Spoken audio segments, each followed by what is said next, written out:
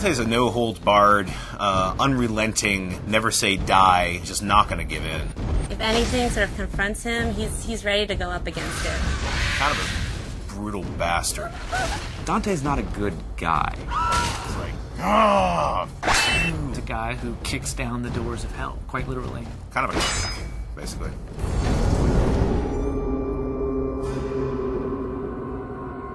The thing about hell is it's hard to find someone who could stand up to all that. And that's really was the impetus to make our character as badass as he became.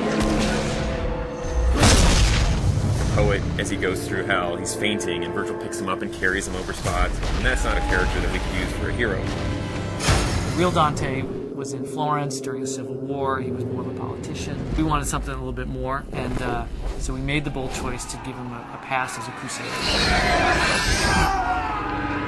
He's had a pretty tragic and, screwed up past. A lot of things in his past that haunt him. He's definitely not some straight sort of action hero. I like the fact that he's a little bit more human. I mean, obviously he's wielding this giant scythe that most of us couldn't lift, and I know because we built one for Comic-Con. So he's definitely, superhuman in that sense. But there are certainly moments in the game where he's not sure if he can go on. I think the story kind of demanded that he be a little bit more complex. The first line of the poem is, at the midpoint on the journey of life, I found myself in a dark forest, and it's a metaphor for him being confused and troubled about his own life, but we wanted to go to the nth degree for the video game. And so we wanted him to basically have committed all these horrible sins. Dante is guilty of all 9 sins and then some. Definitely start to see how his family factors into it, and you might start to see some familiar faces as you're going through hell and how that sort of messes with him. He's done a lot of bad things in his life. I think one of the important things is as you play through the game, you realize that Dante also tries to redeem himself. The tapestry on Dante's chest is basically this enormous symbol of guilt for him, summing up all the terrible deeds that he's done or all the terrible moments and memories of his life. The tapestry represents Dante's realization that he needs to suffer for his sins, the same way that people have suffered by his hand. Remembering things, but he's remembering horrible things, so we wanted them to be like nightmares, And we knew that we wanted a really cool mechanism for showing those kind of flashbacks in the game. He's literally wearing the sins of his past sewn into his chest, and he's the one who's sewn them in there. We unfold his past transgressions through a series of flashbacks.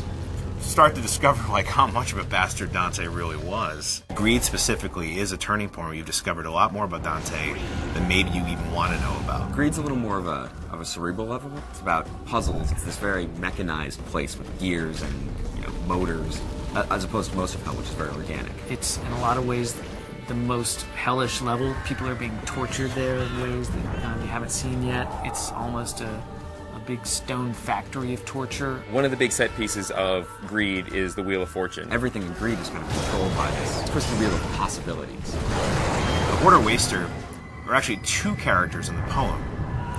We've combined them into one. Technically are 2 people, but they've been sewn together. One wants to hoard, collect wealth. The other wants to constantly expend wealth. And they're stuck together for an eternity to sort it out amongst themselves. Greed is all about torture and teasing people with the allure of gold and ripping them apart as they reach for this. Totally different sort of environment. You got molten gold sort of dripping on the sides. It's a complex level, but it's pretty fun to go through. Greed's an interesting level because it's really kind of the beginning of Act 2 in a lot of ways. You're going to leave Greed behind, descend down into the 5th circle, and which is anger, and that's where the putrid swamp of the river Styx begins.